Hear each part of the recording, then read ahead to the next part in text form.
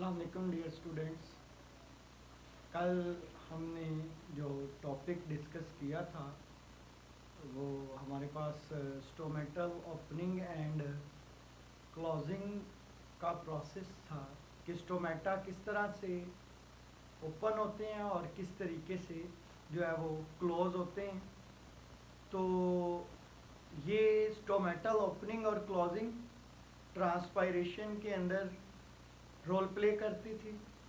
अभी आज हम जो टॉपिक डिस्कस करने जा रहे हैं वो है कि factors affecting the rate of transpiration, यानी ट्रांसपायरेशन का प्रोसेस प्लांट्स के लिए एक बहुत ही इम्पोर्टेंट प्रोसेस है। तो ट्रांसपायरेशन के अमल के अंदर अगर कोई भी फैक्टर इफेक्ट करता है तो इससे प्लांट की ग्रोथ को इफेक्ट पहुंचता है। क्योंकि ट्रांसपायरेशन का प्रोसेस पौधों के अंदर वाटर की डिस्ट्रीब्यूशन में रोल प्ले कर रहा है, प्लांट्स के मुख्तलिफ पार्ट्स को मुख्तलिफ तरह के साल्ट्स और मिनरल्स की डिस्ट्रीब्यूशन में रोल प्ले कर रहा है। इसी तरीके से ट्रांसपायरेशन का जो प्रोसेस है ये पौधों के अंदर प्लांट्स के जो लीव्स हैं या दूसरे सेल्स हैं उनके अंदर टर्जिडिटी को भी मेंटेन करता है, यानी कि उनको विल्टिंग से बचाता है।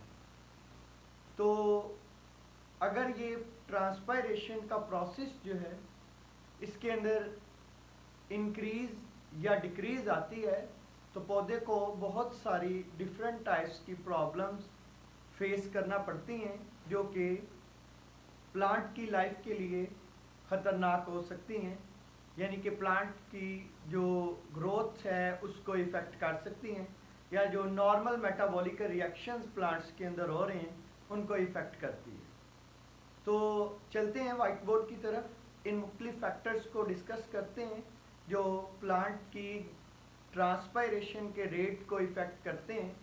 इनमें हमारे पास यहाँ पर मैंने कुछ फैक्टर्स जो हैं वो एनलिस्ट किए हैं।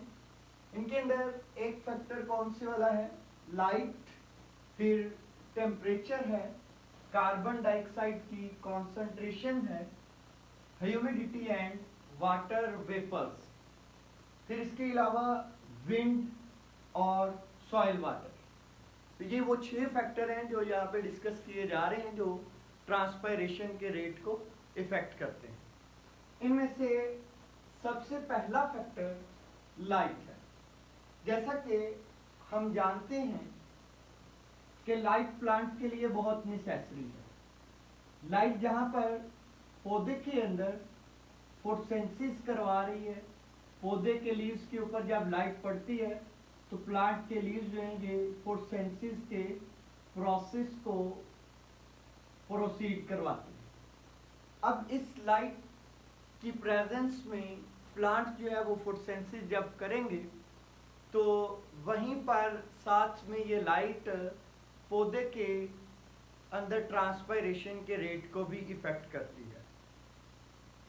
बाज़ औक़ात दिन के वक़्त डे लाइट इतनी स्ट्रॉन्ग होती है कि वो स्टोमेटा के क्लोज होने की वजह बनती है। कैसे क्लोज होने की वजह बनती है, जब लाइट प्लांट के पार्ट्स के ऊपर गिरेगी तो इसके गिरने की वजह से चूँकि इनके पास एनर्जी होती है तो ये एनर्जी ऑब्जेक्ट ऑब्जॉर्व करते हैं जिनके ऊपर ये लाइट फॉल कर रही हो। जब लाइट इनके ऊपर फॉल करेगी, ऑब्जेक्ट एनर्जी को एब्जॉर्ब करेंगे तो उनका टेम्परेचर जो है वो इंक्रीज करेगा। तो वो डेज जिनके अंदर स्ट्रॉन्ग लाइट अवेलेबल होती है उन डेज के अंदर इस लाइट की वजह से स्टोमेटा जो है वो क्लोज हो जाते हैं और स्टोमेटा खुद को बंद कर लेते हैं ताकि इसकी वजह से पानी जो है उसका ज़या ना हो, लॉस ऑफ वाटर ना हो, जिसकी वजह से पौधा विल्टिंग का शिकार हो सकता है। इसी तरह डिम लाइट जो है वो स्टोमेटा की ओपनिंग और क्लोजिंग को कैसे इफेक्ट करेगी। स्टोमेटा जो है वो डिम लाइट की प्रेजेंस में क्लोज नहीं होंगे, स्टोमेटा ओपन रहेंगे तो ट्रांसपायरेशन जो है वो कंटिन्यू रहेगी। इसी तरीके से दूसरा फैक्टर जो कि बहुत ही इम्पोर्टेंस का हामिल है, ये है टेम्परेचर। पौधों के अंदर टेम्परेचर के इंक्रीज करने की वजह से ट्रांसपायरेशन का रेट इंक्रीज करता है। अगर एनवायरनमेंट का टेम्परेचर बढ़ रहा है तो आहिस्ता आहिस्ता बढ़ने के बाद साथ साथ ट्रांसपायरेशन का रेट भी इंक्रीज करता है। जैसा कि अगर हम बात करें कि फॉर एग्जांपल हमारे पास वो बाहर का टेम्परेचर जो है वो 20 डिग्री सेल्सियस है, तो इस टेम्परेचर के ऊपर प्लांट ट्रांसपायरेशन जो कर रहा है वो let's suppose 200 ml of water जो है वो 1 आवर के अंदर ट्रांसपायर हो रहा है। तो जब ये टेम्परेचर डबल हो जाएगा, यानी कि अगर टेम्परेचर 10 डिग्री सेल्सियस इंक्रीज कर जाए, फॉर एग्जांपल ये 10 डिग्री सेल्सियस इंक्रीज किया, तो इस 10 डिग्री सेल्सियस इंक्रीज के रिजल्ट में टेम्परेचर कितना हो गया 30 डिग्री सेल्सियस। तो जैसा कि हमने कहा था कि 20 डिग्री सेल्सियस पर प्लांट जो है ये 200 ml जो वाटर है इसको ट्रांसपायर करवा रहा है 1 घंटे के अंदर। तो 30 डिग्री सेल्सियस यानी कि 10 डिग्री सेल्सियस टेम्परेचर में इजाफे की वजह से जो ट्रांसपायरेशन का रेट है वो डबल हो जाए। कैसे, ये एग्जांपल से आपको वाज़ह तौर पर समझ आ जाएगी कि अगर 20 डिग्री सेल्सियस पर 200 ml वाटर जो है वो ट्रांसपायरेशन हो रही है, तो इसका 10 डिग्री सेल्सियस बढ़ने के नतीजा में ये डबल होकर कितना हो जाएगा, ये 400 ml ऑफ वाटर जो है ये प्लांट के एरियल पार्ट से ट्रांसपायर करेगा। तो यहाँ पर 10 डिग्री सेल्सियस इजाफा जो ट्रांसपायरेशन का रेट है उसको डबल कर रहा है। इसी तरीके से आगे बढ़ते हैं।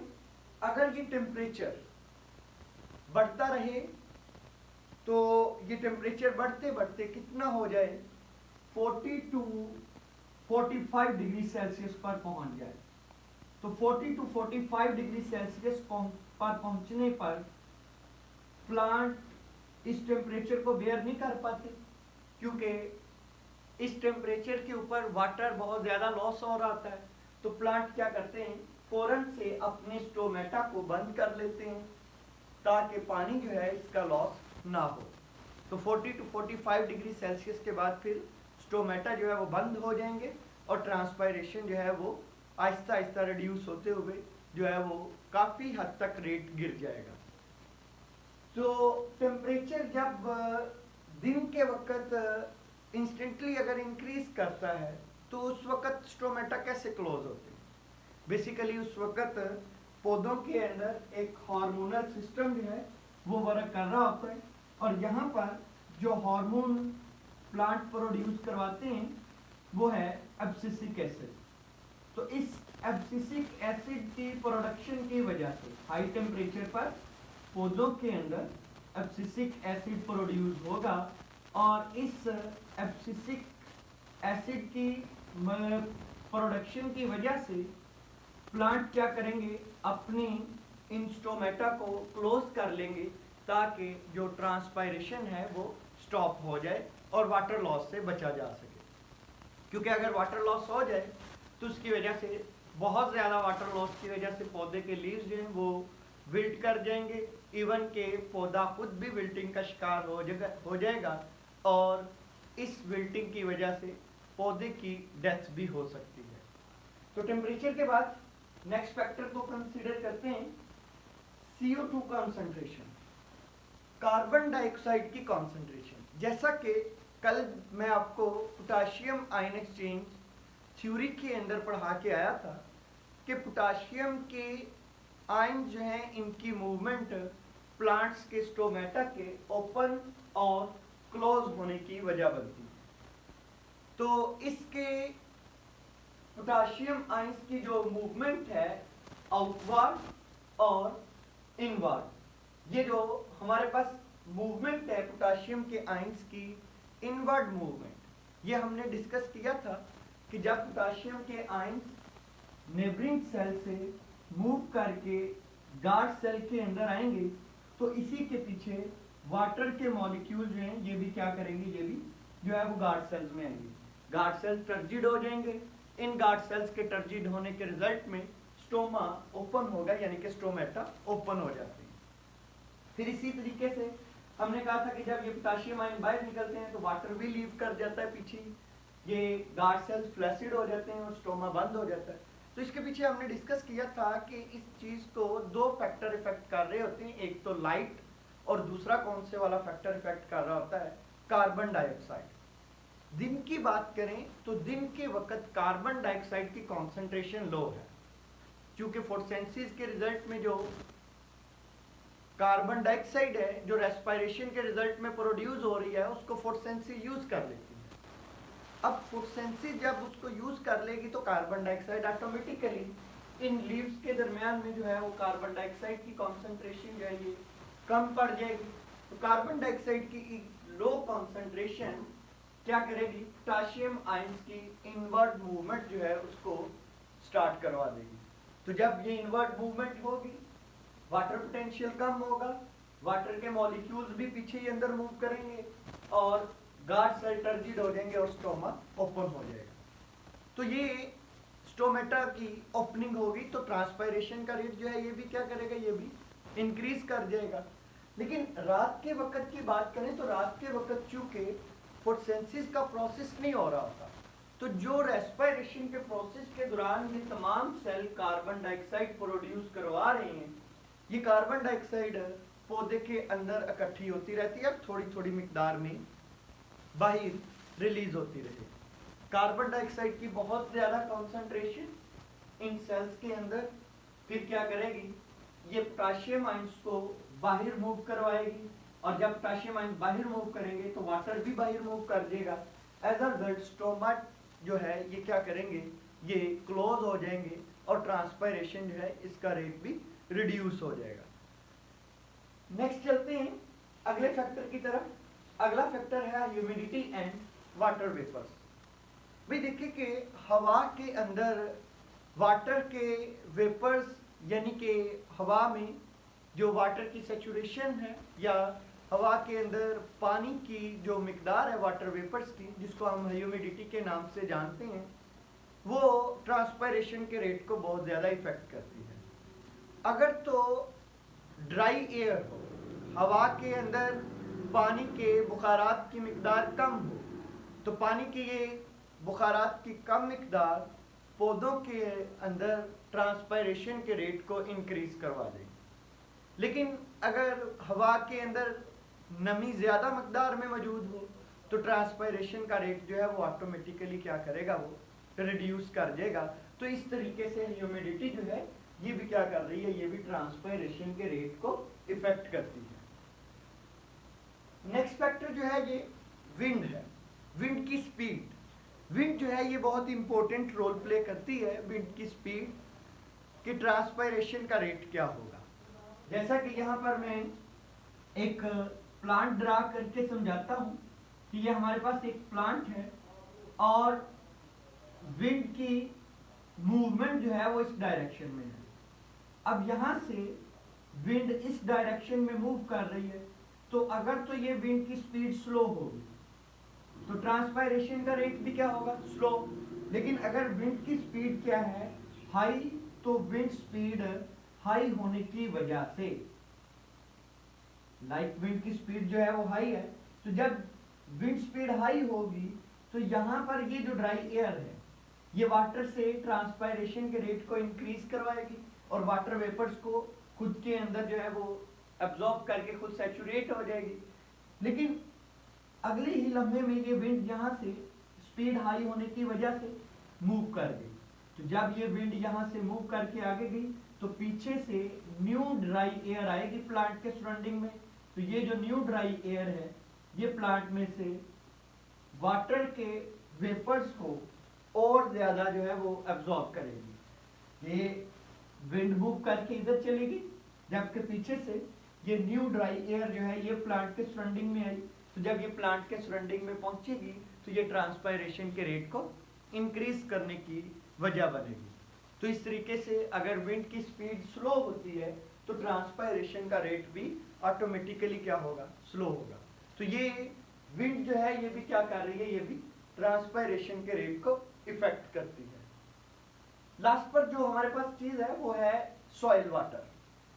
भाई देखिए कि पानी जमीन से पौधा जज़ब करता है। अब मिट्टी के अंदर अगर पानी हाई अमाउंट के अंदर अवेलेबल नहीं है तो रूट जो है उस वाटर को एब्जॉर्ब नहीं करेंगी। जब वाटर की एब्जॉर्प्शन का रेट कम होगा तो ऑटोमेटिकली जो वाटर है उसकी डेफिशिएंसी हो जाएगी प्लांट में। तो प्लांट अपनी वाटर की अमाउंट को मेंटेन करने के लिए अपने स्टोमेटा को क्लोज कर देगा। तो जब स्टोमेटा क्लोज हो जाएंगे तो वाटर जो है उसकी ट्रांसपायरेशन का रेट जो है वो भी क्या हो जाएगा, रिड्यूस हो जाएगा। लेकिन अगर वाटर जो है वो सफिशिएंट अमाउंट में मौजूद है तो वो सफिशिएंट अमाउंट ऑफ वाटर जो है वो इन स्टोमेटा के ओपन होने की वजह बनेगी जो कि ट्रांसपायरेशन के रेट को इंक्रीज करेंगे। तो ये हमारे पास टोटल 6 फैक्टर थे जो कि ट्रांसपायरेशन के रेट को इफेक्ट कर रहे थे। हमने इनको वन बाय वन डिटेल के साथ डिस्कस कर लिया। अभी अगली हेडिंग की तरफ चलते हैं। अगली हेडिंग कौन से वाली है, transpiration as a necessary evil, यानी कि ट्रांसपायरेशन एक बहुत जरूरी बीमारी है। ट्रांसपायरेशन जो है इसके बगैर पौधे का गुजारा भी नहीं है। लेकिन ये बीमारी किस सेंस में है कि अगर पौधे से पानी ज्यादा अमाउंट में ट्रांसपायर हो गया, लाइक ड्राउट कंडीशन में, हाई टेम्परेचर कंडीशन में, लो सॉइल वाटर अवेलेबिलिटी की कंडीशन में, जब मिट्टी के अंदर पानी की मिकदार कम होगी तो इसकी कमी की वजह से, पानी की कमी की वजह से पौधा अपने लीव्स को विल्ट कर देगा। पौधे के लीव्स विल्टिंग का शिकार होंगे, पौधे के अंदर डिहाइड्रेशन हो जाएगी, पानी की कमी हो जाएगी। तो जब ये पौधे के अंदर पानी की कमी होगी तो पौधे की डेथ हो सकती है। तो इस वजह से हम इसको एक इवल के नाम से जानते हैं। लेकिन इसको नेसेसरी इवल क्यों बोला जाता है? नेसेसरी इवल यानी कि जरूरी बीमारी जिसके बगैर गुजारा भी नहीं है पौधे का। इसको नेसेसरी इवल इसलिए बोला जाता है क्योंकि ये ट्रांसपायरेशन पौधों के अंदर ट्रांसपायरेशन पुल की वजह बनती है। तो ट्रांसपायरेशनल पुल जो है उसको हम पीछे बहुत डिटेल के साथ डिस्कस करके हैं कि जितने भी टाल प्लांट्स हैं उनके अंदर ट्रांसपायरेशनल पुल है जो वाटर को प्लांट के एरियल पार्ट्स में पहुंचाने में हेल्प करती है, यानी कि एसेंट ऑफ सैप की वजह बनती है। तो इसी तरह से दूसरा फैक्टर जो चीज इसमें इंपॉर्टेंस है वो है डिजॉल्व्ड मिनरल्स। भाई देखें कि पानी के अंदर डिफरेंट टाइप्स के डिजॉल्व्ड मिनरल्स मौजूद हैं। तो जब ट्रांसपायरेशनल पुल क्रिएट होगी ट्रांसपायरेशन की वजह से, तो ये डिजॉल्व्ड मिनरल्स जो हैं ये भी नीचे से रूट से प्लांट्स के तमाम पार्ट्स तक जो है वो डिस्ट्रीब्यूट किए जाएंगे। तो ट्रांसपायरेशन जो है वो फिर मिनरल्स की डिस्ट्रीब्यूशन में भी रोल प्ले कर रही है। फिर इसी वे में इवेपोरेशन हम जानते हैं कि जब प्रोसीड होती है तो कूलिंग इफेक्ट प्रोड्यूस करती है, यानी कि ठंडक पैदा करेगी, टेम्परेचर के लो होने की वजह बनती है। तो पौधा ट्रांसपायरेशन के जरिए जो होम्योस्टेसिस है उसको भी परफॉर्म कर रहा है, यानी कि अपनी बॉडी के टेम्परेचर को मेंटेन कर रहा है। तो यहाँ पर फिर इसके बाद लास्ट फैक्टर जो इंपॉर्टेंस के तौर पे डिस्क्राइब किया जाता है वो क्या है, वो वेट सरफेस, यानी कि ट्रांसपायरेशन का प्रोसेस जब तक प्रोसीड होगा तब तक पौधे की सरफेस जो है वो वेट रहेगी, यानी कि ऊपर से गीली सरफेस जो है ये फिर ट्रांसपायरेशन और साथ में गैसियस एक्सचेंज है। पौधे की सरफेस से गैसेस का एक्सचेंज, यानी कि दिन के वक्त जो है ऑक्सीजन को रिलीज करना, कार्बन डाइऑक्साइड को एब्जॉर्ब करना, और रात के वक्त जो है वो कार्बन डाइऑक्साइड को जो है वो रिलीज करना और ऑक्सीजन को एब्जॉर्ब करना, ये गैसियस एक्सचेंज करवाने के अंदर भी हेल्प करती है। तो ये वो हमारे पास इम्पोर्टेंस है ट्रांसपायरेशन की। और इसमें हमने साथ में कहा चूंकि ये विल्टिंग की यानी कि ड्राउट कंडीशन में पौधे की डेथ की वजह भी बन सकती है जिस वक्त पानी अवेलेबल नहीं है, यानी कि जिसको हम ड्राउट कहत साली का नाम भी देते हैं। तो इन कंडीशन में फिर जो है पानी की कमी की मौजूदगी में ये पौधे की डेथ करवा सकती है। तो जहाँ पे ये पौधे की डेथ करवाने की वजह बनती है, वहीं साथ साथ पौधों के अंदर बहुत इम्पोर्टेंट जो है वो रोल प्ले करती हैं, जिनको हमने यहाँ पे डिस्कस किया। तो इसी वजह से हम इसको क्या कहते हैं कि ये ट्रांसपायरेशन जो है ये क्या है, ये एक नेसेसरी इवल है। तो ट्रांसपायरेशन नेसेसरी इवल जो है ये एक शॉर्ट क्वेश्चन भी है, बहुत इंपॉर्टेंट। इसी तरह से ये जो हमने फैक्टर्स जो हैं डिफरेंट डिस्कस किए जो ट्रांसपायरेशन के रेट को इफेक्ट करते हैं, ये वो लॉन्ग क्वेश्चन के पॉइंट ऑफ व्यू से भी बहुत इंपॉर्टेंट है। और इसमें से मुख्तलिफ टाइप्स के जो है वो एमसीक्यूज जो हैं वो भी कंसेप्चुअल एमसीक्यूज डिराइव किए जा सकते हैं। तो होपफुली आज का लेक्चर आप लोगों के लिए फ्रूटफुल रहा होगा। मिलते हैं कल नेक्स्ट लेक्चर के साथ। अल्लाह हाफिज़।